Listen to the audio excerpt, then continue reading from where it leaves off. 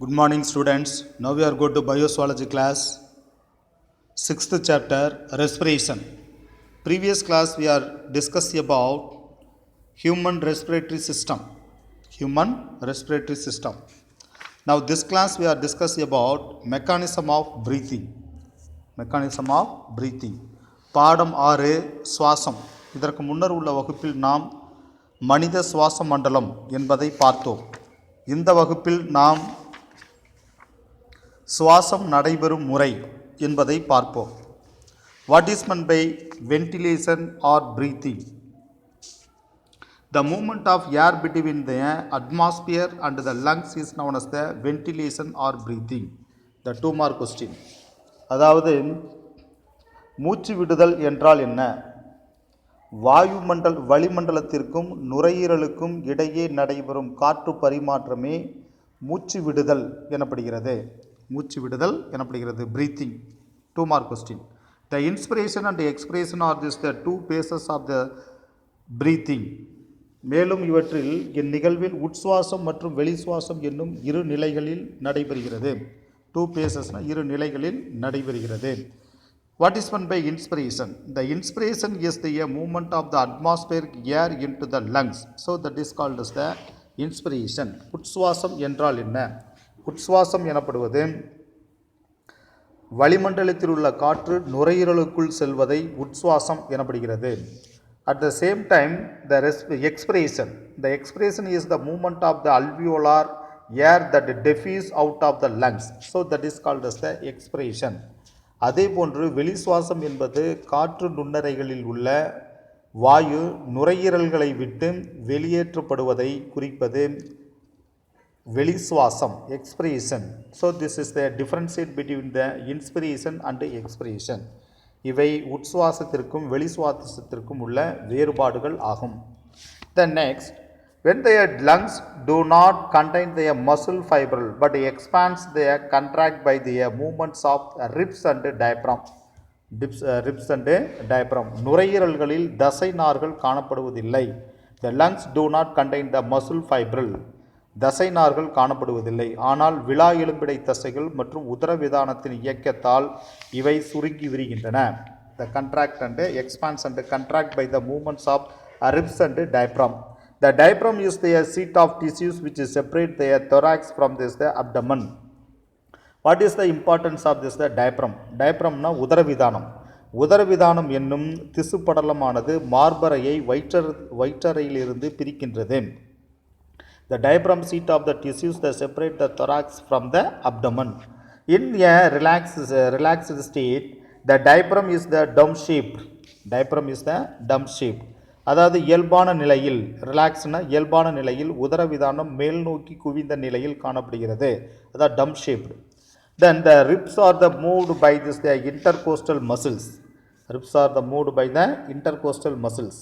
அதாவது விலா எலும்பிடை தசைகள் விலா எலும்புகளை இயக்குகின்றன. விலா எலும்புகளை இயக்குகின்றன. The ribs are moved by the intercostal muscles. Intercostal musclesனா விலா எலும்பிடை தசைகள். The விலா எலும்பிடை தசைகள் விலா எலும்புகளை இயக்குகின்றன. The external and internal intercostal muscles found between the ribs and diaphragm the ribs. அதாவது the external and internal intercostal muscles found between the ribs. அதாவது இவற்றில் வெளிவிலா எலும்பிடை தசைகள் மற்றும் உள்விலா எலும்பிடை தசைகள் மற்றும் உதரவிதானம் ஆகியவற்றை ஒரு அழுத்த வேறுபாடு உருவாக்கிறது. ஆகியவற்றால் ஒரு அழுத்த வேறுபாடு உருவாகிறது. External and internal external coastal muscles found between the ribs and the diaphragm helps in the creating the pressure gradients.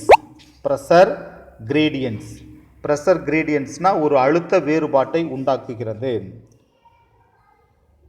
அழுத்த வேறுபாடு உருவாகிறது. The inspiration occurs of this the pressure inside the lungs. Intrapulmonary pressure is the less than the atmospheric pressure, like atmospheric pressure. What is meant by inspiration? During the inspiration occur the pressure inside of the lungs, intrapulmonary pressure, is the less than the atmospheric pressure, less than the atmospheric pressure. அதாவது அதே போன்று நுரையீரலில் உள்ள காற்றினுடைய அழுத்தம் வளிமண்டலத்தில் உள்ள காற்று அழுத்தத்தை விட குறைவதால் உட்சுவாசம் நடைபெறுகிறது. உட்சுவாசம் நடைபெறுகிறது. The inspiration take place occur the pressure inside the lungs. Pulmonary pressure is the less than the atmospheric pressure. Less than the atmospheric pressure. அதாவது நுரையீரலில் உள்ள காற்றினுடைய அழுத்தம் வளிமண்டல காற்று அழுத்தத்தை விட குறைவதால் உட்சுவாசம் நடைபெறுகிறது. Same way, likewise the expiration. The expiration take place when the pressure within the lungs is the higher than the atmospheric pressure. அதே போன்று நுரையீரல்களுக்குள் உள்ள காற்றழுத்தம் வளிமண்டல காற்றழுத்தத்தை விட அதிகரிப்பதால் வெளிசுவாசம் நடைபெறுகிறது. The expiration take place when the pressure within the lungs is the higher than the atmospheric pressure. This is the main reasons of this inspiration and expiration. இவை உட்சுவாசம் மற்றும் வெளிசுவாசம் நடைபெறுவதற்கான முக்கியமான காரணங்களாகும்.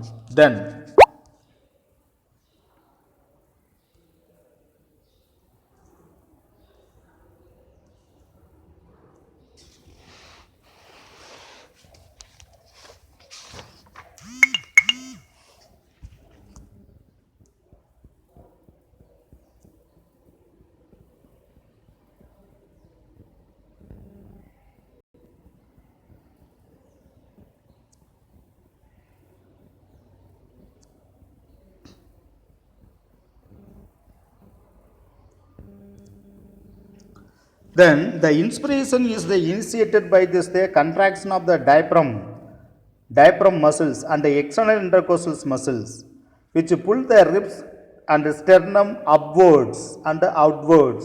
Increase the volume of the thoracic chamber is the dorsoventral axis. அதாவது உதரவிதான தசைகளும் வெளிவிலா எலும்பிடை தசைகளும் சுருங்கி உட்சுவாசமானது துவங்கப்படுகிறது. இவ்வாறு சுருங்குவதால் விலா எலும்புகளும் மார்பெலும்புகளும் மேற்புறமாகவும் வெளிப்புறமாகவும் இழுக்கப்பட்டு மார்பறை பக்கவாட்டிலும் முதுகுப்புற வயிற்றுப்புற அச்சிலும் பெரிதாகிறது. Inspiration is initiated by the contraction of diaphragm. உதரவிதான தசைகளும் வெளிவிலா எலும்பிடை தசைகளும் சுருங்கி உட்சுவாசம் துவக்கப்படுகிறது. The inspiration initiated by the contraction of the diaphragm muscles and external intercostal muscles, which pull the ribs and sternum upwards and outwards. Increase the volume. இவ்வாறு சுருங்குவதால் விலா எலும்புகளும் மார்பெலும்புகளும் மேற்புறமாகவும் வெளிப்புறமாகவும் இழுக்கப்பட்டு மார்பறையினுடைய பக்கவாட்டிலும் முதுகுப்புற வயிற்றுப்புற அச்சிலும் பெரிதாகிறது. And outwards the increase the volume the thoracic, which pulls the ribs and sternum upwards and outwards, and increase the volume of the thoracic chamber dorsoventral axis. The forcing the lungs to the expands the pulmonary volume. உதரவிதானத்தின் வட்டத்தசைகள் சுருங்குவதால் மேல் நோக்கி உயர்ந்திருந்த உதரவிதானம் தட்டையாகிறது. உதரவிதானம் தட்டையாகிறது. The increase the pulmonary volume decrease in this the intrapulmonary pressure force. The fresh air from the outside to this enter the air passage into the lungs to the equalize the pressure. In this the process is known as the inspiration.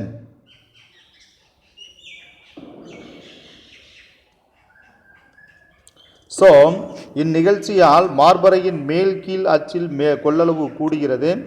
மேற்கூறிய அனைத்து தசை செயல்களால் நுரையீரலின் கொள்ளளவு அதிகரிக்கிறது. இதன் விளைவாக நுரையீரலில் உள்ள காற்றின் அழுத்தம் வளிமண்டலத்தின் காற்று அழுத்தத்தை விட குறைகிறது. இதனை ஈடு செய்வதற்கென வெளிக்காற்று சுவாசப்பாதையின் வழியாக நுரையீரலுள் நுழையும் நிகழ்ச்சி உட்சுவாசம் எனப்படுகிறது. உட்சுவாசம் எனப்படுகிறது. The increase the pulmonary volume, decrease the intrapulmonary pressure. Volume increase ஆனுச்சுன்னா pressure குறையுது. The force the fresh air from outside to the enter the air passage into the lungs to equalize the pressure. In this the process is known as the inspiration. அதாவது இவற்றில் மேற்கூறிய அனைத்து தசை செயல்களால் நுரையீரலினுடைய கொள்ளளவு அதிகரிக்கிறது, volume. இதன் விளைவாக நுரையீரலில் உள்ள காற்றினுடைய அழுத்தம் பிரஷர், அது வளிமண்டலத்தின் அழுத்தத்தை விட குறைகிறது. இதனை ஈடு செய்வதற்கு வெளிக்காற்று சுவாசப்பாதையின் வழியாக நுரையீரலுள் நுழைகிறது. இந்த நிகழ்ச்சியே உட்சுவாசம் எனப்படுகிறது. Inspiration, that is called as the inspiration. It's the important for the 2 mark question. The next one is the following the inspiration is the process of the expiration. அதாவது இன்ஸ்பிரேஷனை தொடர்ந்து உட்சுவாசத்தை தொடர்ந்து வெளிசுவாசம் நடைபெறுகிறது. The relaxation so have this the all the muscles having now get this the opposite in functions. The relaxation of the diaphragm allow this the diaphragm and the sternum return to the dumb shape. இப்பொழுது வெளிசுவாசத்தின் பொழுது அனைத்து விதமான தசைகளும் செயல்களும் எதிர்விளைவாக நடைபெறுகின்றன. The relaxation of the diaphragm allows the diaphragm and sternum to return to the dumb shape. அதாவது உதரவிதான தசைகள் தளர்வடையும் போது உதரவிதானம் மேல் நோக்கி உயர்ந்து தன்னுடைய இயல்பான குவிந்த வடிவ நிலையை அடைவதாலும் உள்விழா எலும்பிடை தசைகள் சுருக்கத்தினால் கீழ் நோக்கி இழுக்கப்படுவதனாலும் the internal intercostal muscle get the contract, the pulling the ribs downwards, reducing the thoracic volume and pulmonary volume. அது கீழ் நோக்கி உள்விழா எலும்பிடை தசைகளின் சுருக்கத்தினால் கீழ் நோக்கி இழுக்கப்படுவதாலும் மார்பரணி கொள்ளளவு குறைந்து நுரையீரல்கள் அழுத்தப்பட்டு when the volume the reducing this the volume the pulmonary volume, reducing the thoracic volume and pulmonary volume, அதாவது உள்விழா எலும்பிடை தசைகளின் சுருக்கத்தினால் கீழ் நோக்கி இழுக்கப்படுவதானாலும் மார்பரினுடைய கொள்ளளவு குறைந்து thoracic volume, reduce the thoracic volume. அதே போன்று and pulmonary volumes also get the reduce. அதை தொடர்ந்து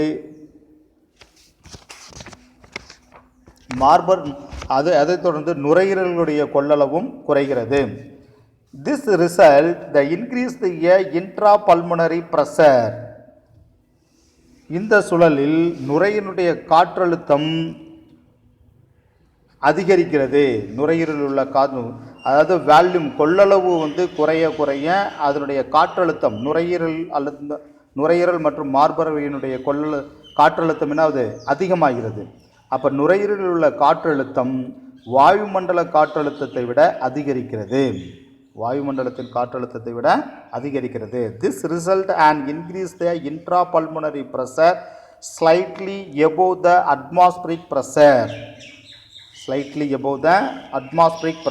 அதாவது நுரையீரலில் உள்ள காற்றழுத்தம் வாயுமண்டல காற்றழுத்தத்தை விட அதிகரிக்கிறது. The causing the expulsion of this the air from the lungs. இதனால் சுவாசப்பாதையின் வழியாக நுரையீரலில் உள்ள காற்று வெளியேற்றப்படுகிறது.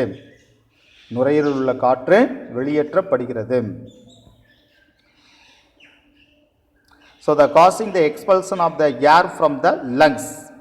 இதனால் சுவாசப்பாதையின் வழியாக நுரையீரலில் உள்ள காற்று வெளியேற்றப்படுகிறது. In this the process is known as the expiration. இந்த நிகழ்ச்சியே வெளிசுவாசம் எனப்படுகிறது. So the mechanism of respiration have the two process. One is the inspiration, another one is the expiration.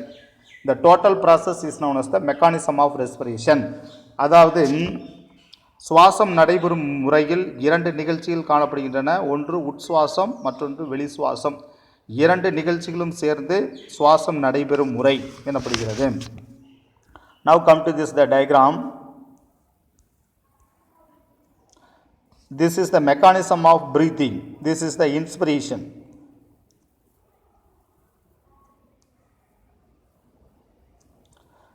During the inspiration, when the external intercostal muscles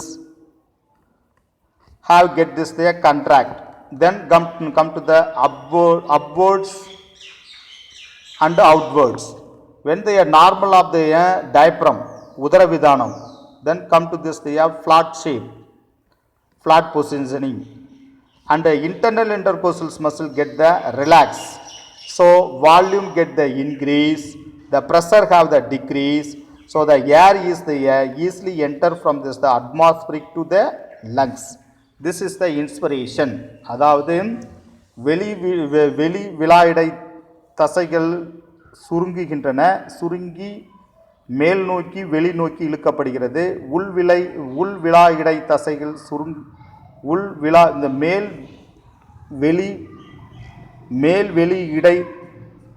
மேல் வெளி விலாயிடை தசைகள் சுருங்கி மேல் நோக்கி வெளி நோக்கி இழுக்கின்றன. உள்வெளி விலாயிடை தசைகள் தளர்வடைகிறது. அதே போன்று உதரவிதானம் தளர்வடைந்த டம்ப் ஷேப், அது மேல் நோக்கி இருக்கக்கூடிய உதரவிதானம் தட்டையாகி கீழ் நோக்கி இழுக்கப்படுகின்றன. அப்பொழுது மார்பு கொள்ளளவு மற்றும் நுரையீரல் கொள்ளளவு அதிகரிக்கிறது. கொள்ளளவு அதிகரிக்கும் பொழுது அதனுடைய பிரஷர், அதனுடைய அழுத்தம் குறைகிறது. அதனால் காற்றானது வெளிப்பகுதி அட்மாஸ்பியர் வளிமண்டலத்தில் உள்ள காற்றானது எளிதாக உள் நுழைகிறது. திஸ் இஸ் த இன்ஸ்பிரேஷன், அது உட்சுவாசம் எனப்படுகிறது. The next one is the expiration. எக்ஸ்பிரேஷன்னா have the opposite functions for the inspiration. அது உட்சுவாசத்திற்கு அதே எதிர்வினை.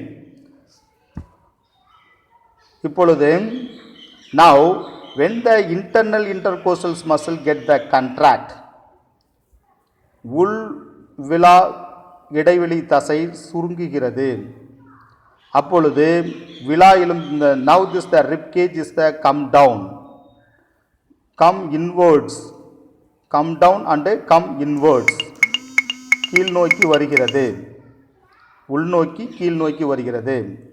ஏற்கனவே இருந்த when the diaphragm have this the flattening in this the inspiration, now come to this the dump shape. அதாவது உட்சுவாசத்தின் பொழுது தட்டையாக இருந்த உதரவிதானம் மீண்டும் தளர்வடைந்து மேல் நோக்கி செல்கிறது. மேல் நோக்கி சென்று தளர்வடைகிறது, சுருங்குகிறது. அப்போ டம் shape. when the external intercostal muscles get the relax, அப்போ வெளி விலாயிடை தசைகள் தளர்வடைகிறது. now the total thoracic and lungs volume have this the reduce. இப்பொழுது மார்பறை மற்றும் நுரையீரலுடைய அதனுடைய கொள்ளளவு குறைகிறது. when the pressure have the increase, pressure அதனுடைய அழுத்தம் அதிகரிக்கிறது. so easily air is the come out from the lungs to the atmosphere. அதனால் காற்றானது நுரையீரலிலிருந்து வெளியே வளிமண்டலத்திற்கு அனுப்பப்படுகிறது. This is the expression process. This is the expression process. The both of the process is known as the mechanism of respiration. இவை இரண்டும் சேர்ந்தது சுவாசம் நடைபெறும் முறை எனப்படுகிறது. Now this the events, the inspiration and the expiration. Events in the inspiration and expiration. This is the important for the 5 mark question. The first one is the inspiration. First one is the inspiration. உட்சுவாசம். அதாவது உட்சுவாசம் மற்றும் வெளி சுவாசத்தில் நடைபெறும் நிகழ்வுகள். ஈவெண்ட்ஸ்னா நிகழ்வுகள் யாவை? First inspiration, உட்சுவாசம். The respiratory center the initiate the stimuli during the inspiration. உட்சுவாசத்தின் போது சுவாச மையங்கள் தூண்டல்களை தொடங்கி அனுப்புகின்றன. உட்சுவாசத்தின் போது சுவாச மையங்கள் தூண்டல்களை தொடங்கி அனுப்புகின்றன. The respiratory center initiate the stimuli during the inspiration. But expiration, அது வெளிசுவாசத்தின் போது when the respiratory center terminates the stimuli during the expiration. ஆனால் வெளிசுவாசத்தின் போது சுவாச மையங்கள் தூண்டல்களை நிறுத்துகின்றன. terminatesனா நிறுத்துகின்றன. Then second events, the diaphragm and expiratory muscles are the contract. Diaphragm and expiratory muscles are the contract in the inspiration. அதாவது உட்சுவாசத்தின் போது உதரவிதானம் மற்றும் வெளி விலா எலும்பிடை தசைகள் சுருங்குகின்றன.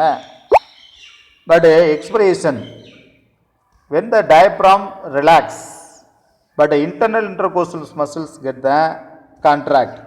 உதரவிதானம் தளர்ச்சி அடைகின்றன, ஆனால் உள் விலா எலும்பிடை தசைகள் சுருங்குகின்றன.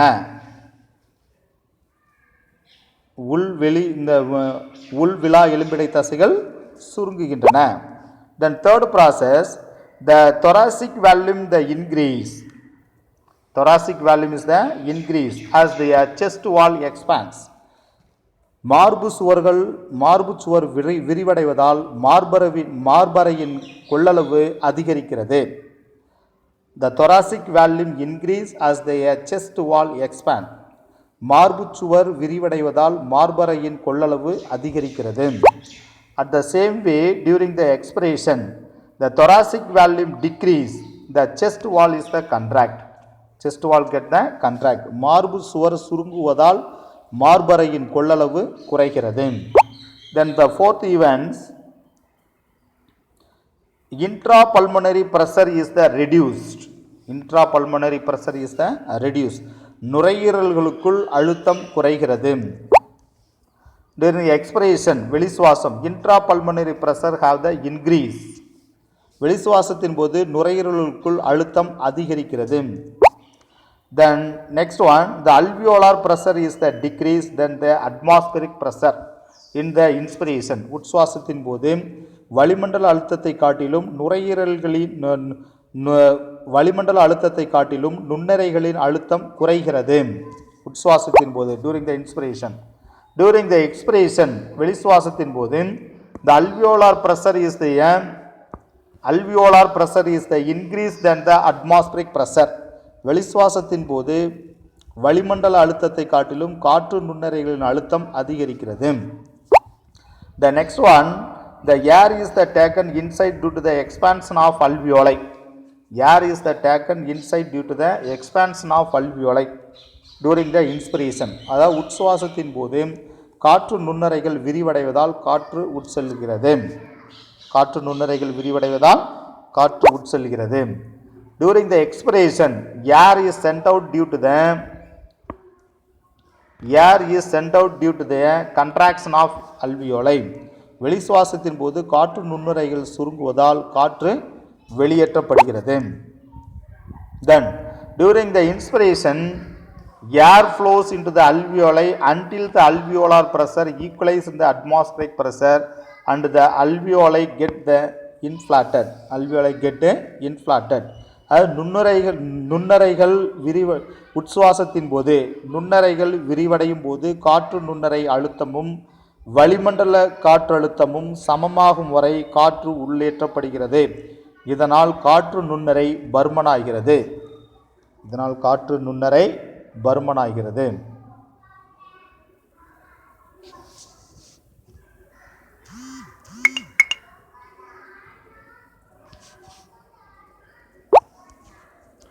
Then during the expiration, air flow out of the alveoli until the alveolar pressure equalize the atmospheric pressure and the alveoli get the deflated. அதாவது காற்று நுண்ணறை அழுத்தம் வளிமண்டல காற்றழுத்தத்தை சமன் செய்யும் வரை காற்று வெளியேற்றப்படுகிறது. காற்று நுண்ணறை இயல்பு நிலைக்கு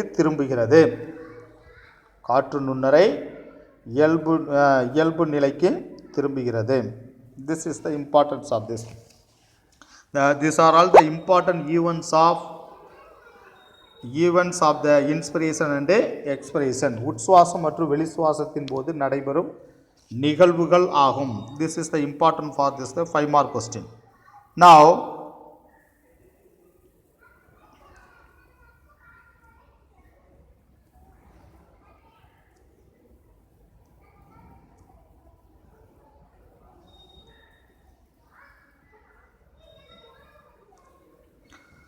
on an average healthy human breathes the 12 to 16 times per minute.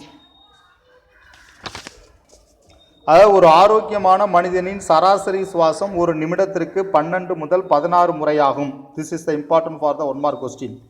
Then the instrument called as the spirometer is used to measure the volume of the air involved in the breathing movements for the clinical assessments of a person's the pulmonary functions. Pulmonary functions. It is the another one of the 1 mark questions. அதாவது ஒருவரின் நுரையீரல் செயல்பாட்டை அறிவதற்கான மருத்துவ கணக்கீட்டில் சுவாசத்தின் போது பங்கேற்கப்படும் காற்றின் கொள்ளளவை அளக்க ஸ்பைரோமீட்டர் மூச்சிட்டுமானி ஸ்பைரோமீட்டர் என்னும் கருவி பயன்பாட்டில் உள்ளது. This is the another one of this thing 1 mark question. The instrument called as the spirometer is used to measure the volume of the air involved in the breathing movements. Spirometer என்பது ஒருவரின் நுரையீரல் செயல்பாட்டை அறிவதற்கான மருத்துவ கணக்கீட்டில் சுவாசத்தின் போது பங்கேற்கும் காற்றின் கொள்ளளவை அளக்க ஸ்பைரோமீட்டர் என்னும் கருவி பயன்பாட்டில் உள்ளது. ஸ்பைரோமீட்டர் மூச்சீட்டுமானி எனப்படுகிறது. மூச்சீட்டுமானி. An instrument called the spirometer is used to measure the volume of air involved in the breathing movements for the clinical assessments of a person's pulmonary functions.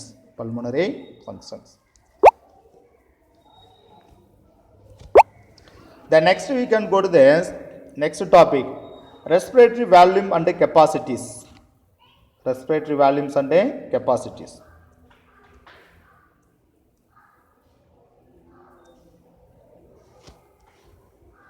Respiratory volumes and capacities. சுவாச நுரையீரல் கொள்ளளவுகள் மற்றும் கொள்திறன். Respiratory வால்யூம்னா சுவாச நுரையீரல் கொள்ளளவுகள் and capacities கொள்திறன்கள் எனப்படுகிறது. The volume of the air present in the various phases of the respiration denoted as, அதாவது சுவாச கொள்ளளவுகள் சுவாசத்தின் ஒவ்வொரு நிலையிலும் போதும் காற்றின் கொள்ளளவு பல்வேறு சுவாச கொள்ளளவுகளாக குறிக்கப்படுகிறது.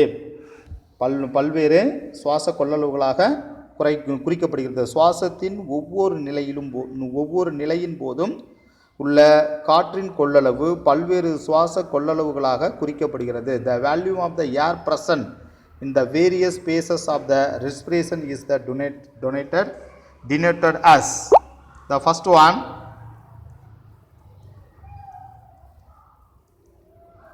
respiratory volume.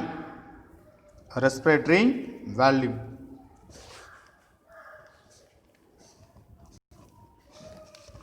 Respiratory volume அதாவது மூச்சுக்காற்று அளவு. Respiratory volume அதாவது சுவாச நுரையீரல் கொள்ளளவுகள். The first one is the tidal volume, TV. மூச்சுக்காற்று அளவு. Tidal volumeனா மூச்சுக்காற்று அளவு. The tidal volume is the amount of air inspired or the expired with each normal breath. அதாவது மூச்சுக்காற்று அளவு என்பது இயல்பான ஒவ்வொரு சுவாசத்தின் போதும் உள்ளேறும் காற்று அல்லது வெளியேறும் காற்றின் கொள்ளளவே மூச்சுக்காற்று அளவு எனப்படுகிறது. Important for the 2 mark question. மூச்சுக்காற்று அளவு எனப்படுகிறது. Tidal volume. Then it is the approximately 500 ml. The example, a normal human adult can inspire or the expire approximately 6,000 to 8,000 ml the air per minute. During this the vigorous exercise, the tidal volume about to 4 to 10 times higher. 4 to 10 times higher. அதாவது இவற்றில் மூச்சுக்காற்று அளவு இவற்றிலுடைய approximately 500 ml, அதாவது இவற்றில் மூச்சுக்காற்று அளவு சுமார் 500 milli litre ஆகும். ஒரு சாதாரண மனிதனால் ஒவ்வொரு நிமிடமும் சுமார் 6000 முதல் 8000 மில்லி லிட்டர் அளவுள்ள காற்றை உள்ளிழுக்கவோ அல்லது வெளியேற்றவோ இயலும். கடினமான உடற்பயிற்சியின் போது மூச்சுக்காற்று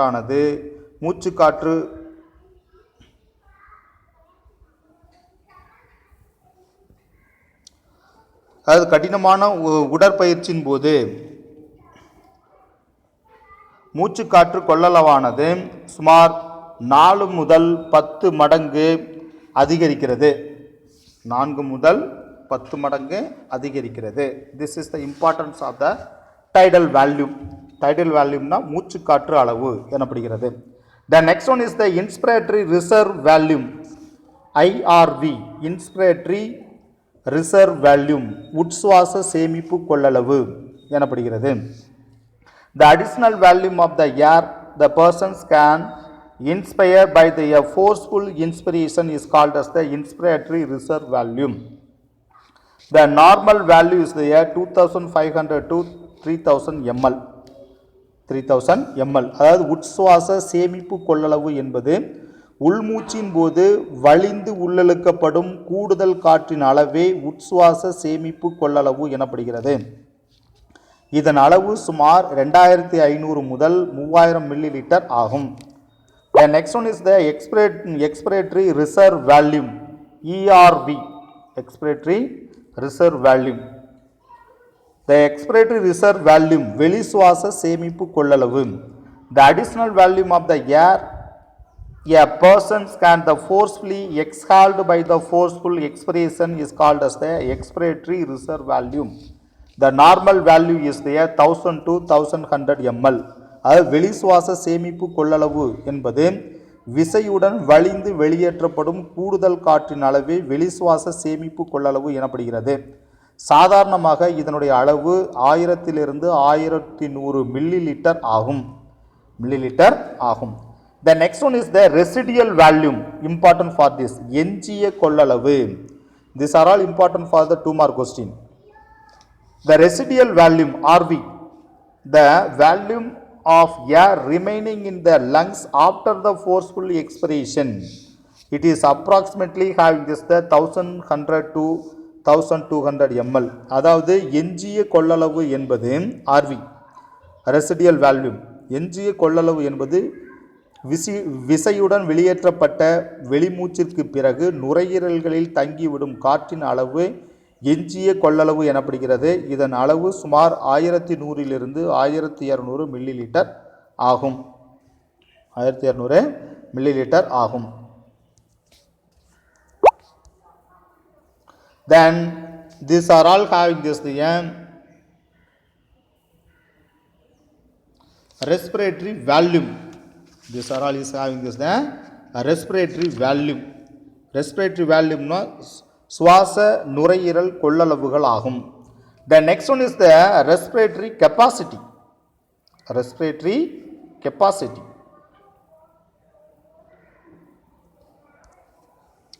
Respiratory capacity. அதாவது சுவாச நுரையீரல் கொள்ளளவு திறன். Respiratory capacity. இந்த சுவாச நுரையீரல் கொள்ளளவு திறன்னா capacity. So the first one is the vital capacity.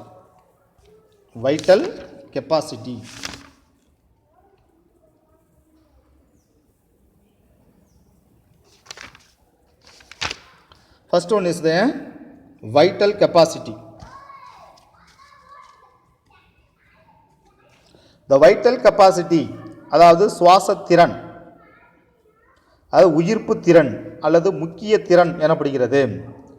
Vital capacity என்னது? உயிர்ப்பு திறன் அல்லது முக்கிய திறன் எனப்படுகிறது. The vital capacity is the maximum volume of air that can be moved out during this single breath following a maximum inspiration. அது உயிர்ப்பு திறன் அல்லது முக்கிய திறன். வைட்டல் கெப்பாசிட்டி என்பது அதிகபட்சமாக ஒரு உட்சுவாசத்திற்கு பிறகு வெளியேற்றப்படும் காற்றின் அதிகபட்ச கொள்ளளவு உயிர்ப்பு திறன் அல்லது முக்கிய திறன் எனப்படுகிறது. Important for the 2 mark question. அதாவது அதிகபட்சமாக ஒரு உட்சுவாசத்திற்கு பிறகு வெளியேற்றப்படும் காற்றின் அதிகபட்ச கொள்ளளவு vital capacity. The maximum volume of air that can move out during a single breath following a maximum inspiration. Maximum inspiration. அதிகபட்ச உட்சுவாசத்திற்கு பிறகு வெளியேற்றப்படும் காற்றின் அதிகபட்ச கொள்ளளவு உயிர்ப்பு திறன் அல்லது முக்கிய திறன் எனப்படுகிறது. A person the first inspire the maximum then they expire the maximally. அதாவது இவற்றில் காற்றை அதிகபட்சமாக உள்ளிழுத்து பின் அதிகபட்சமாக வெளியேற்றுவது உயிர்ப்பு திறன் எனப்படுகிறது. உயிர்ப்பு திறன் எனப்படுகிறது. So VC vital capacity is equal to ERV. ERVனா எக்ஸ்பிரேட்டரி ரிசர்வ் வேல்யூம் வெளிசுவாச சேமிப்பு கொள்ளளவு. தென் ப்ளஸ் டிவி. டிவின்னா என்னது டைடல் வேல்யூம் மூச்சு காற்று அளவு. தென் ப்ளஸ் ஐஆர்வி. ஐஆர்வினா என்னது இன்ஸ்பிரேட்டரி ரிசர்வ் வேல்யூம் உட்சுவாச சேமிப்பு கொள்ளளவு. The totally is known as the vital capacity. இதெல்லாம் சேர்ந்து தான் நம்ம என்னன்னு சொல்கிறோம்னா வைட்டல் கெப்பாசிட்டி உயிர்ப்பு திறன் அல்லது முக்கிய திறன் எனப்படுகிறது. Then next one is the inspiratory capacity. Inspiratory capacity அப்படின்னா என்ன? அது உட்சுவாச திறன். உட்சுவாச திறன்கிறது the total volume of air a person can inhaled after the normal expiration. Normal expiration. It includes the tidal volume and inspiratory reserve volume. Include the tidal volume and inspiratory volume. அதாவது inspiratory capacity IC அதாவது உட்சுவாச திறன் அப்படின்னா என்னன்னா the total volume of air a person can inhaled after the normal expiration. அதாவது இயல்பான வெளிசுவாசத்தை தொடர்ந்து ஒரு மனிதன் உள்ளிழுக்கும் காற்றின் மொத்த கொள்ளளவிற்கு உட்சுவாச திறன் என்று பெயர்.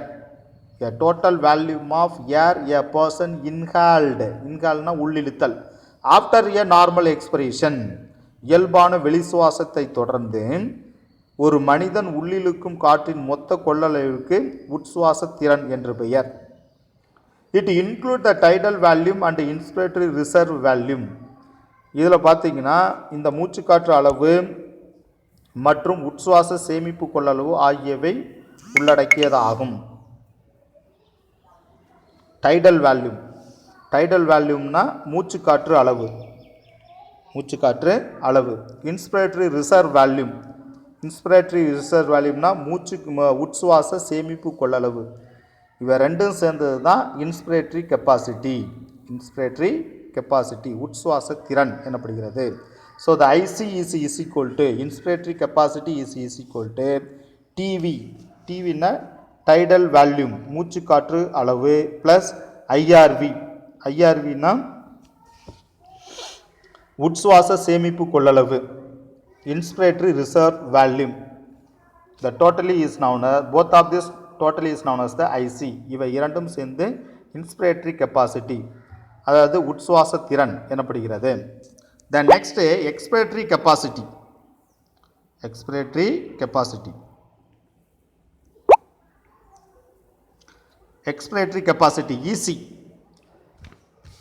அது வெளிசுவாச திறன். வெளிசுவாச திறன். The total volume of air a person exhaled after the normal inspiration. Normal inspiration. அது வெளிசுவாச திறன் என்பது இயல்பான உட்சுவாசத்தை தொடர்ந்து ஒரு மனிதன் வெளியிடக்கூடிய காற்றின் மொத்த கொள்ளளவிற்கு வெளிசுவாச திறன் எனப்படுகிறது. வெளிசுவாச திறன் எனப்படுகிறது. It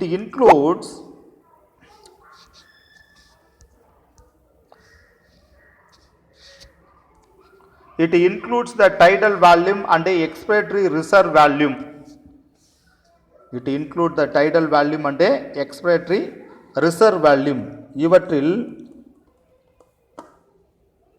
இந்த மூச்சுக்காற்று அளவு, டைடல் வால்யூம்னா மூச்சுக்காற்று அளவு மற்றும் வெளி சுவாச சேமிப்பு கொள்ளளவு உள்ளடக்கியதாகும். Tidal volume and expiratory reserve volume. Expiratory reserve வால்யூம்னா வெளி சுவாச சேமிப்பு கொள்ளளவு உள்ளடக்கியதாகும்.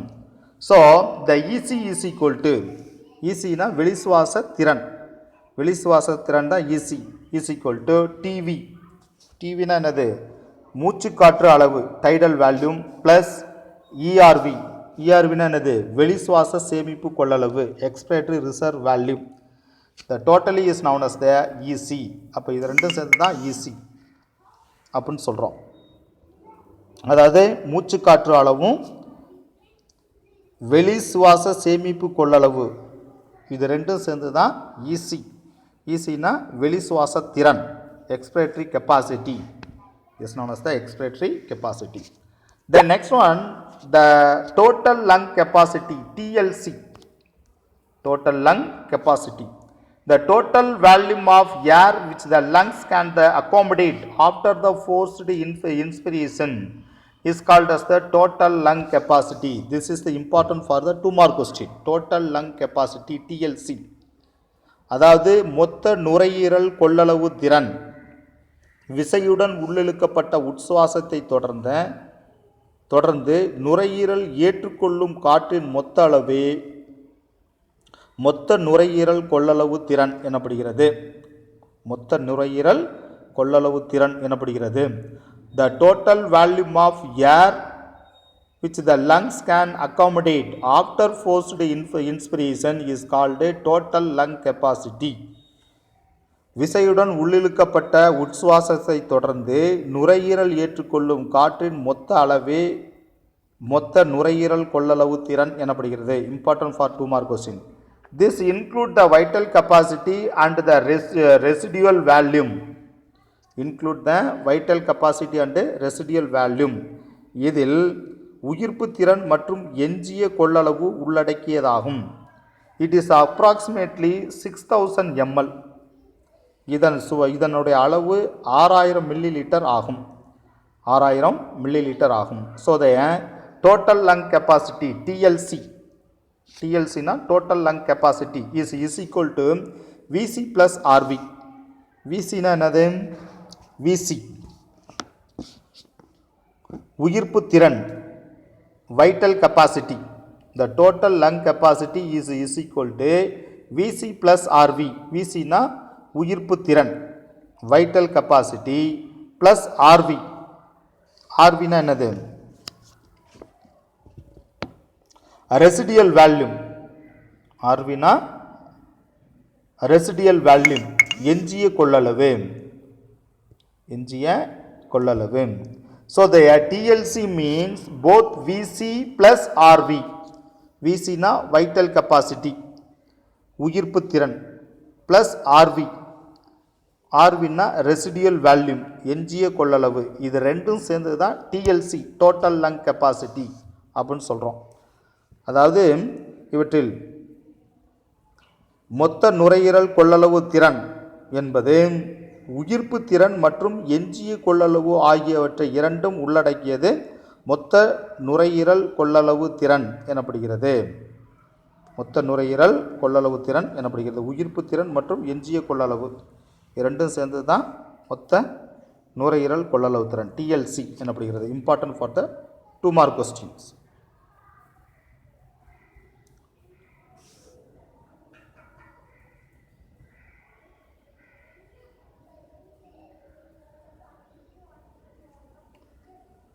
Okay, the next ones, the minute respiratory minutes respiratory volume. Minute respiratory volume. நிமிட சுவாச கொள்ளளவு. Minute respiratory volume. The amount of air that move into this respiratory passage per minute is called as the minute respiratory volume. அதாவது நிமிட சுவாச கொள்ளளவு என்பது ஒரு நிமிடத்தில் சுவாச பாதையினுள் செல்லும் காற்றின் அளவிற்கு நிமிட சுவாச கொள்ளளவு என்று பெயர். நிமிட சுவாச கொள்ளளவு என்று பெயர். ஸோ த நார்மல் டிவி இயல்பான மூச்சுக்காற்று அளவு, இயல்பான மூச்சுக்காற்று அளவு tidal volume is equal to 500 ml. 500 ml 500 ml. The normal respiratory rate 12 times per minutes. அதாவது இயல்பான சுவாச வீதம் 12 முறை ஒரு நிமிடத்திற்கு. Therefore, the minutes respiratory volume 6 liter per minutes for a normal healthy man. Normal healthy man. எனவே நிமிட நுரையீரல் கொள்ளளவு இஸ் ஈக்குவல் டு 6 லிட்டர் பார் நிமிடம் ஒரு நிமிடத்திற்கு ஆரோக்கியமான மனிதனில். The next we can go to this.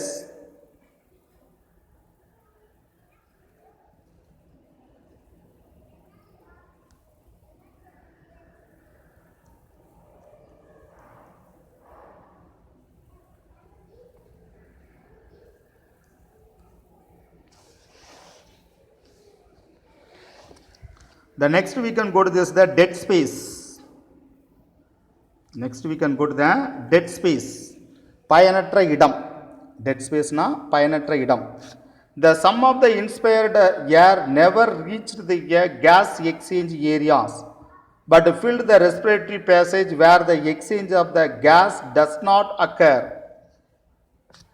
So this air space that is called as the dead space. அதாவது சுவாச மண்டலத்தினுள் உள்ளிழுக்கப்படும் காற்றின் ஒரு பகுதி சுவாச பாதையை நிரப்பினாலும் வாயு பரிமாற்ற பரப்பை சென்று சேராமலேயே வெளியேற்றப்படுகிறது. வாயு பரிமாற்ற பரப்பை சென்று சேராமலேயே வெளியேற்றப்படுகிறது. இந்த காற்று பரிமாற்ற பணியில் ஈடுபடாமலேயே வெளியேற்றப்படுகிறது. இந்த காற்று பரிமாற்ற பணியில் ஈடுபடாமலேயே வெளியேற்றப்படுகிறது. எனவே இக்காற்றை பயனற்ற இடம் என்று அழைக்கப்படுகிறது. டெட் ஸ்பேஸ் பயனற்ற இடம் என்று அழைக்கப்படுகிறது. The dead space is not involved in the gas exchange. It amounts to approximately 150 ml. இந்த காற்றை பயனற்ற இடம் என்று அழைக்கப்படுகிறது. இதனுடைய மொத்த கொள்ளளவு சுமார் 150 மில்லி லிட்டர் ஆகும்.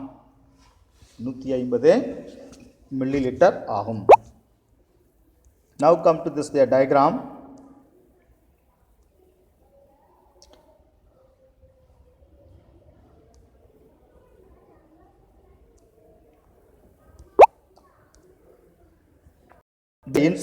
This is the expiration, this is the inspiration. அதாவது இவை வெளி சுவாசத்தில் நிகழ்வது, இது உட்சுவாசத்தில் நிகழ்வது. The lung volume and the capacity. Lung volume and capacity. அதாவது நுரையீரல் கொள்ளளவு மற்றும் அதனுடைய திறன். நுரையீரல் கொள்ளளவு மற்றும் அதனுடைய கொள்திறன் எனப்படுகிறது. கெப்பாசிட்டினா கொள்திறன் எனப்படுகிறது. கொள்ளளவு மற்றும் அதனுடைய திறன். நுரையீரலுடைய கொள்ளளவு மற்றும் அதனுடைய திறன், கொள்ளளவு திறன். This is the expiration, this is the inspiration. இது வெளி சுவாசம், இது உட்சுவாசம். Now come to this.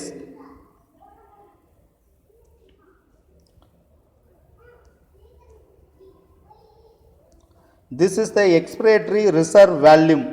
This is the expiratory reserve volume. இது வெளி சுவாச சேமிப்பு கொள்ளளவு ERV. This is the inspiratory reserve volume. உட்சுவாச சேமிப்பு கொள்ளளவு IRV. This is the residual tidal volume VT is equal to 500 ml. ஓய்வு நிலை மூச்சு காற்றளவு VT is equal to 500 ml. This is the residual volume. எஞ்சிய கொள்ளளவு minimum volume குறைந்தபட்ச கொள்ளளவு 30 to 120 ml. 30 லிருந்து 120 milli litre. Then this is the inspiratory capacity. These are all the volume. This is the expiratory volume, this is the inspiratory volume. இது வெளி சுவாச சேமிப்பு கொள்ளளவு, இது உட்சுவாச சேமிப்பு கொள்ளளவு. அடுத்து இந்த பக்கம் பார்த்தீங்கன்னா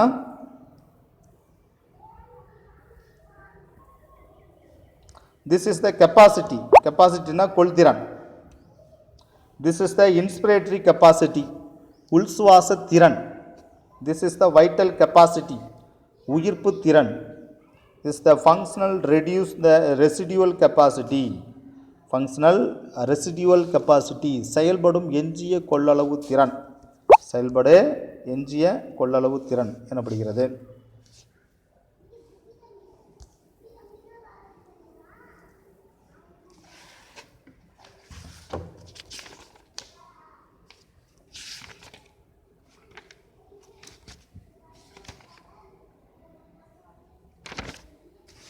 Then why do some people snore?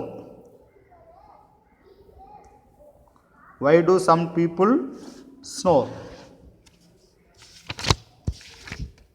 அது ஏன் சிலர் குரட்டை விடுகிறார்கள்? ஸ்னோர்னா குரட்டை. The breathing with the harsh sound during the sleep caused by this the vibration of the soft palate. உறக்கத்தின் போது நாம் மூச்சு விடும்போது மேல் அன்னப்பகுதி அதிர்வடைவதால் கரகரப்பான ஒலி ஏற்படுகிறது. Hoarse sound. The snoring is caused by this the partially closed the upper airway, nose and throat, which become the too narrow for the enough air to the travel through the lungs. அதாவது சரியாக மூடப்படாத சுவாசப்பாதையின் மேற்பகுதி மூக்கு தொண்டை மிக குறுகலாகி போதுமான அளவு காற்று நுரையீரல் வழியாக செல்வதை தடுக்கிறது.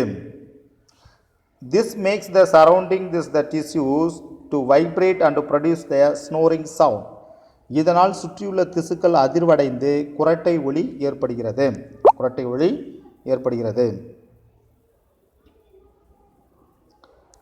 The next one. The healthy lungs contain a large amount of elastic connective tissues around the alveoli. அதாவது ஆரோக்கியமான நுரையீரல்கள் ஒரு மீள்தன்மையுடைய இணைப்பு திசுவை பெற்றுள்ளன. They contain the elastin which make the lungs the tissues the elastic.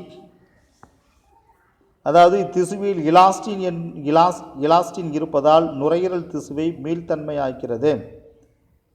The people with emphysema and bronchitis have the difficulty in the exhaling because the enzyme elastase destroyed the elastin. அதாவது ஆனால் நுரையீரல் அடைப்பு எம்பசைமா நுரையீரல் அடைப்பு மற்றும் மார்பு சளி பிராங்கிட்டிஸ் நோயால் பாதிக்கப்பட்டவரின் நுரையீரல்களில் எலஸ்டேட் என்னும் நொதி எலாஸ்டின்கள் மீது செயல்பட்டு அவற்றை சிதைத்து விடுகிறது. அதாவது எலாஸ்டேஸ் என்னும் நொதி எலாஸ்டின்கள் மீது செயல்பட்டு அவற்றை சிதைத்து விடுகிறது. Elastate. The elastase destroyed the elastin. The enzyme elastate destroy the elastin. Elastase என்னும் நொதி எலாஸ்டின் மீது செயல்பட்டு அவற்றை சிதைத்து விடுகிறது. So the around the alveoli and reduce the elasticity of the lungs. அதனால் நுரையீரல்கள் மீள்தன்மையை இழந்து விடுகின்றன. நுரையீரல்கள் மீள்தன்மை elasticity. They reduce the elasticity of the lungs. எனவே நுரையீரல்கள் மீள்தன்மையை இழந்து விடுகின்றன. This is the importance of this.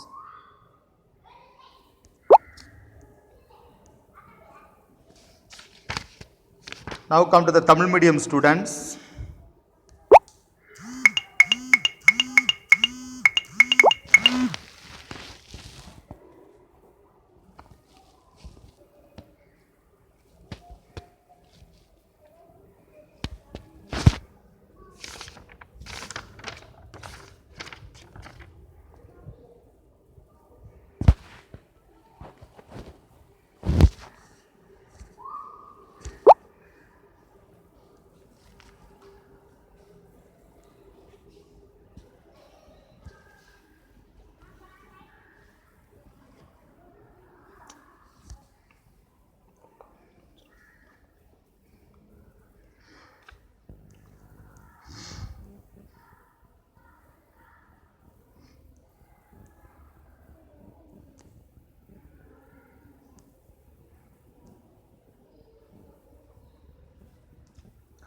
சுவாசம் நடைபெறும் முறை.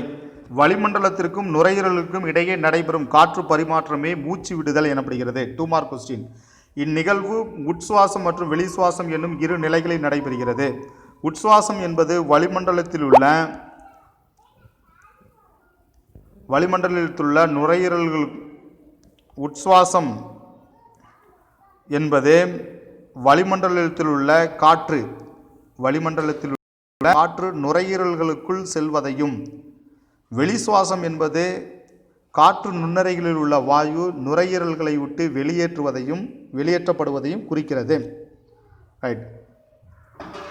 நுரையீரல்களில் தசை நார்கள் காணப்படுவதில்லை. ஆனால் விலா எலும்பிடை தசைகள் மற்றும் உதரவிதானத்தின் இயக்கத்தால் இவை சுருங்கி விரிகின்றன. உதரவிதானம் என்னும் திசுப்படலமானது மார்பறையை வயிற்றறையிலிருந்து பிரிக்கிறது. இயல்பான நிலையில் உள்ள உதரவிதானம் மேல் நோக்கி குவிந்த நிலையில் காணப்படுகிறது. விலா எலும்பிடை தசைகள் விலா எலும்புகளை இயக்குகின்றன. வெளிவிலா எலும்பிடை தசைகள், உள்விலா எலும்பிடை தசைகள் மற்றும் உதரவிதானம் ஆகியவற்றால் ஒரு அழுத்த வேறுபாட்டு உருவாக்கப்படுகிறது. அதே போன்று நுரையீரலில் உள்ள காற்றின் அழுத்தம் வளிமண்டலத்தில் உள்ள காற்றின் அழுத்தத்தை விட குறைவதால் உட்சுவாசம் நடைபெறுகிறது. நுரையீரலுக்குள் உள்ள காற்றழுத்தம் வளிமண்டலத்தில் உள்ள காற்றழுத்தத்தை விட அதிகரிப்பதால் வெளிசுவாசம் நடைபெறுகிறது. உதரவிதான தசைகளும் வெளிவிலா எலும்பிடை தசைகளும், அதாவது சுவாசம் நடைபெறும் முறையில் 2 நிகழ்ச்சிகள் காணப்படுகிறது. ஒன்று உட்சுவாசம், மற்றொன்று வெளிசுவாசம். முதலில்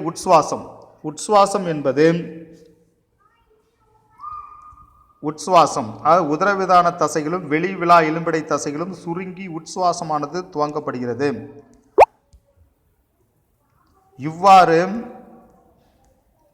இவ்வாறு சுருங்குவதால் உதரவிதான தசைகளும் வெளிவிலா எலும்பிடை தசைகளும் சுருங்கி உட்சுவாசமானது துவங்கப்படுகிறது. இவ்வாறு சுருங்குவதால் விலா எலும்புகளும் மார்பெலும்புகளும் மேற்புறமாகவும் வெளிப்புறமாகவும்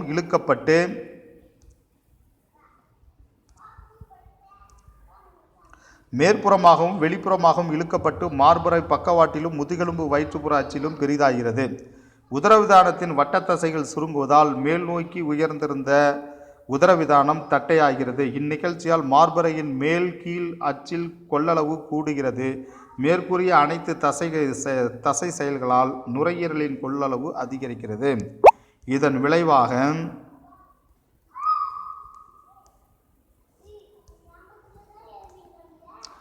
விளைவாக நுரையீரலில் உள்ள காற்றின் அழுத்தம் வளிமண்டலத்தில் உள்ள காற்றின் அழுத்தத்தை விட குறைகிறது. நுரையீரலில் உள்ள காற்றின் அழுத்தம் வளிமண்டலத்தில் உள்ள காற்றின் அழுத்தத்தை விட குறைகிறது. இதனை ஈடு செய்வதற்கென வெளிக்காற்று சுவாச பாதையின் வழியாக நுரையீரலில் நுழையும் இந்நிகழ்ச்சி உட்சுவாசம் எனப்படுகிறது.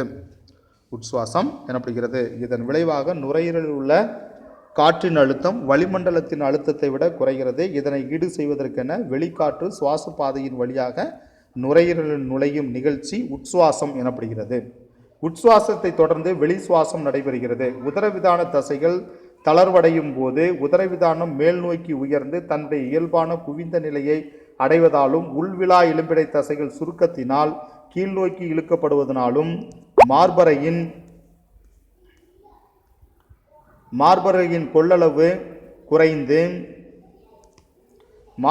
கொள்ளளவு குறைந்து நுரையீரல்கள் அழுத்தப்பட்டு நுரையீரலில்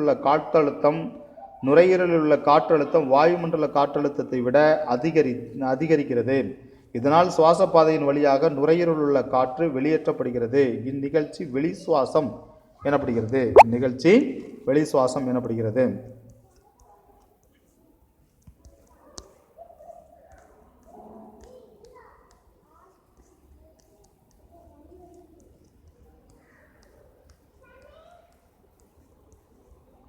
இது டயக்ராமேட்டிக் பொசிஷன். இது உட்சுவாசம்.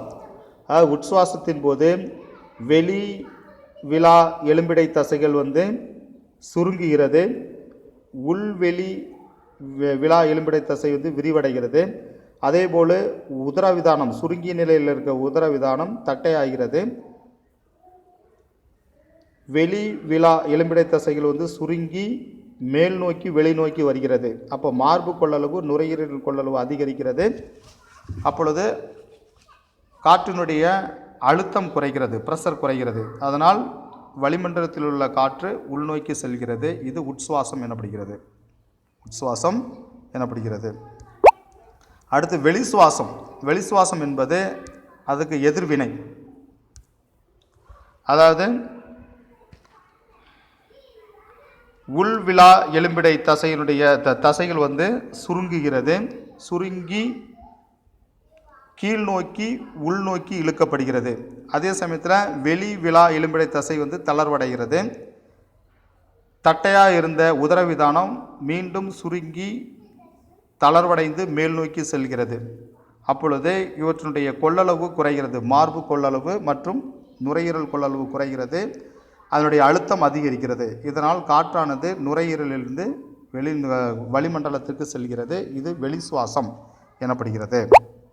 2 நிகழ்ச்சிகள் நடைபெறுகிறது.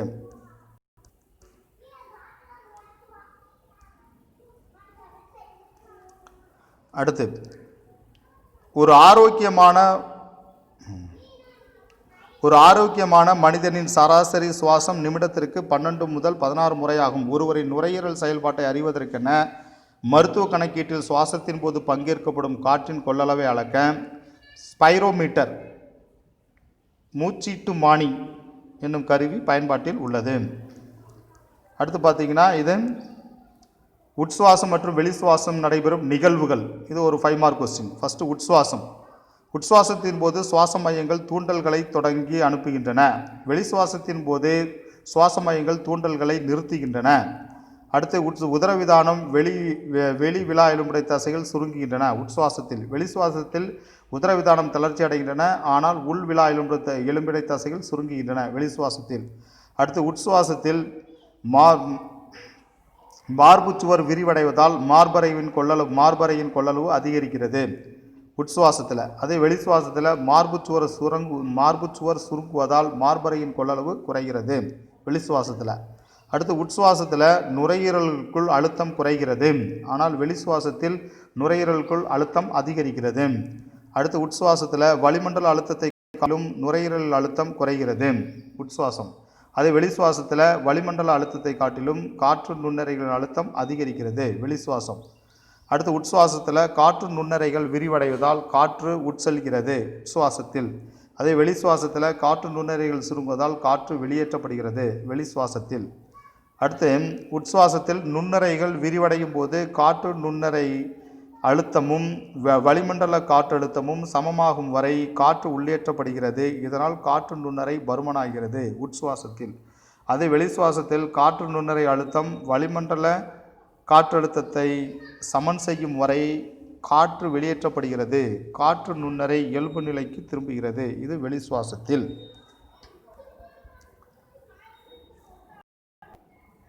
அடுத்து சுவாச நுரையீரல் கொள்ளளவுகள் மற்றும் கொள்திறன்.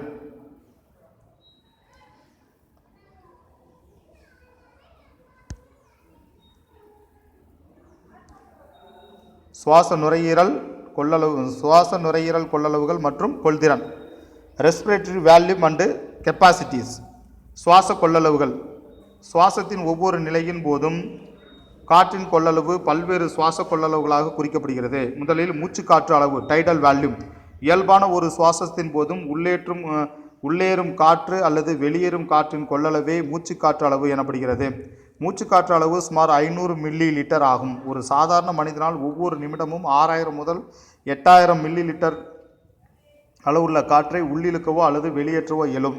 கடினமான உடற்பயிற்சியின் போது மூச்சுக்காற்று அளவானது சுமார் 4 to 10 மடங்கு அதிகரிக்கிறது. இது மூச்சுக்காற்று அளவு. அடுத்து உட்சுவாச சேமிப்பு கொள்ளளவு. Inspiratory reserve volume. உள்மூச்சின் போது வலிந்து உள்ளிழுக்கப்படும் கூடுதல் காற்றின் அளவே உட்சுவாச சேமிப்பு கொள்ளளவு எனப்படுகிறது. இதன் அளவு 2500 முதல் 3000 மில்லி லிட்டர் ஆகும். வெளிசுவாச சேமிப்பு கொள்ளளவு எக்ஸ்பிரேட்டரி ரிசர்வ் வால்யூம். விசையுடன் வலிந்து வெளியேற்றப்படும் கூடுதல் காற்றின் அளவே வெளிசுவாச சேமிப்பு கொள்ளளவு எனப்படுகிறது. சாதாரணமாக இதன் அளவு 1000 1100 மில்லி லிட்டர் ஆகும். அடுத்து எஞ்சிய கொள்ளளவு ரெசிடியல் வேல்யூம் RV விசையுடன் வெளியேற்றப்பட்ட வெளிமூச்சிற்கு பிறகும் நுரையீரலில் தங்கிவிடும் காற்றின் அளவு எஞ்சிய கொள்ளளவு எனப்படுகிறது. இதன் அளவு சுமார் 1100 1200 மில்லி லிட்டர் ஆகும். அடுத்து இதெல்லாம் கொள்ளளவு. அதுக்கு அடுத்து பார்த்தீங்கன்னா சுவாச திறன் ரெஸ்பிரேட்டரி கெப்பாசிட்டி. அதில் சுவாச திறனில் பார்த்தீங்கன்னா முதலில் உயிர்ப்பு திறன் அல்லது முக்கிய திறன் வைட்டல் கெப்பாசிட்டி. அதிகபட்சமாக ஒரு உட்சுவாசத்திற்கு பிறகு வெளியேற்றப்படும் காற்றின் அதிகபட்ச கொள்ளளவு உயிர்ப்பு திறன் அல்லது முக்கிய திறன் எனப்படுகிறது. 2 மார்க் கொஸ்டின். அதாவது காற்றை அதிகபட்சமாக உள்ளிழுத்த பின் அதிகமாக வெளியேற்றுவது உயிர்ப்பு திறன் ஆகும். எனவே உயிர்ப்பு திறன் என்பது வெளிசுவாச சேமிப்பு கொள்ளளவு ப்ளஸ் மூச்சுக்காற்று அளவு ப்ளஸ் உட்சுவாச சேமிப்பு கொள்ளளவு இவை அனைத்தும் சேர்ந்து தான் உயிர்ப்பு திறன் வைட்டல் கெப்பாசிட்டி எனப்படுகிறது. VC is equal to ERV plus TV plus IRV. அடுத்து உட்சுவாச திறன். உட்சுவாச திறன் என்பது இன்ஸ்பிரேட்டரி கெப்பாசிட்டி. இயல்பான வெளிசுவாசத்தை தொடர்ந்து ஒரு மனிதன் உள்ளிழுக்கப்படும் காற்றின் மொத்த கொள்ளளவுக்கு உட்சுவாச திறன் எனப்படுகிறது. இது மூச்சுக்காற்று அளவு மற்றும் உட்சுவாச சேமிப்பு கொள்ளளவு ஆகியவற்றை உள்ளடக்கியதாகும். எனவே உட்சுவாச திறன் என்பது இஸ் ஈக்குவல் டு மூச்சுக்காற்று அளவு ப்ளஸ் உட்சுவாச சேமிப்பு கொள்ளளவு IC is equal to TV plus IRV எனப்படுகிறது.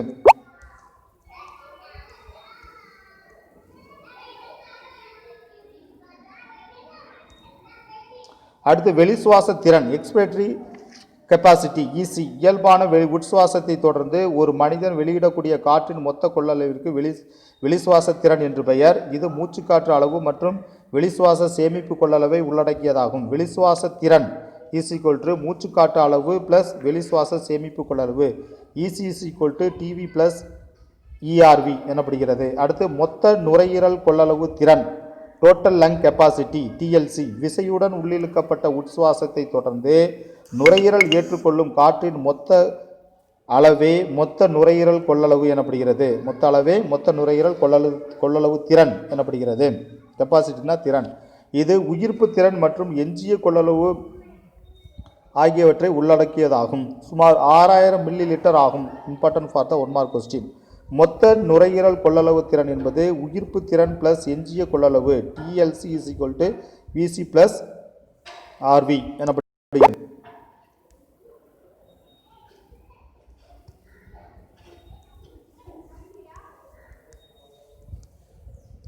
அடுத்து நிமிட சுவாச கொள்ளளவு மினிட் ரெஸ்பிரேட்டரி வால்யூம். ஒரு நிமிடத்தில் சுவாச பாதையினுள் செல்லும் காற்றின் அளவிற்கு நிமிட சுவாச கொள்ளளவு எனப்படுகிறது. ஒரு நிமிடத்தில் சுவாச பாதையினுள் செல்லும் காற்றின் அளவிற்கு நிமிட சுவாச கொள்ளளவு என்று பெயர். இயல்பான மூச்சு காற்று அளவு is equal to 500 milli litre ஆகும். இயல்பான சுவாச வீதம் 12 முறை ஒரு நிமிடத்திற்கு. எனவே நிமிட நுரையீரல் கொள்ளளவு is equal to 6 litre per ஒரு நிமிடத்துக்கு. அப்போ ஒரு ஆரோக்கியமான மனிதனில். அடுத்து பயனற்ற இடம் டெட் ஸ்பேஸ். சுவாச மண்டலத்தில் உள்ளிழுக்கப்படும் காற்றின் ஒரு பகுதி சுவாச பாதையை நிரப்பினாலும் வாயு பரிமாற்ற பரப்பை சென்று சேராமலேயே வெளியேற்றப்படுகின்றது. இந்த காற்று பரிமாற்ற பணியில் ஈடுபடாமலேயே வெளியேற்றப்படுகிறது. எனவே இந்த காற்றை பயனற்ற இடம் என்று அழைக்கப்படுகிறது. இதன் மொத்த கொள்ளளவு சுமார் 150 மில்லி லிட்டர் ஆகும். 150 மில்லி லிட்டர் ஆகும். இது பார்த்தீங்கன்னா கொள்ளளவு.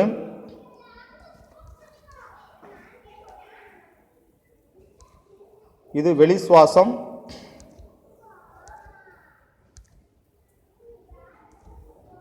வெளி சுவாச கொள்ளளவு. இது உட்சுவாச கொள்ளளவு. இது வெளி சுவாச சேமிப்பு கொள்ளளவு ERV. இது உட்சுவாச சேமிப்பு கொள்ளளவு IRV. இது ஓய்வு நிலை மூச்சு காற்றளவு VT is equal to 500 ml 500 ml ஓய்வு நிலை மூச்சுக்காற்று கொள்ளளவு. இது எஞ்சிய கொள்ளளவு. எஞ்சிய கொள்ளளவு எனப்படுகிறது. இது குறைந்தபட்ச கொள்ளளவு 30 120 மில்லி லிட்டர்.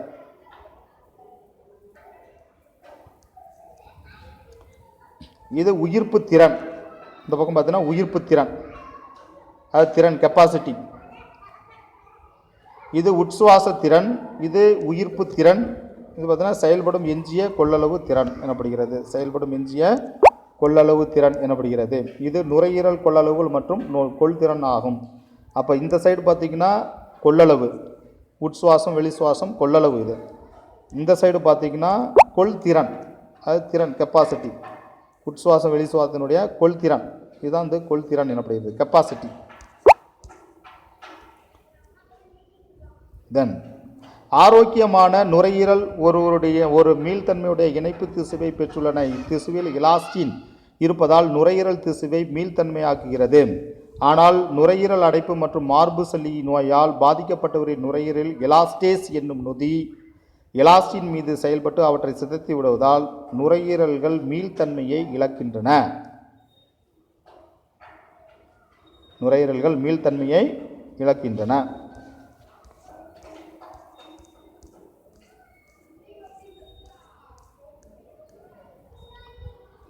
ஏன் சிலர் குறட்டை விடுகிறார்கள்? உறக்கத்தில் நாம் மூச்சு விடும்போது மேலெண்ண பகுதி அதிர்வடைவதால் கரகரப்பான ஒலி ஏற்படுகிறது. சரியான மூடப்படாத சுவாசப்பாதையின் மேல் பகுதி மூக்கு தொண்டை மிக குறுகலாகி போதுமான அளவு காற்று நுரையீரல் வழியாக செல்வதை தடுக்கிறது. இதனால் சுற்றியுள்ள திசுக்கள் அதிர்வடைந்து குறட்டை ஒலி ஏற்படுகிறது. குறட்டை ஒலி ஏற்படுகிறது. So this class have the finished. The next class we can go to the next topic. Thank you.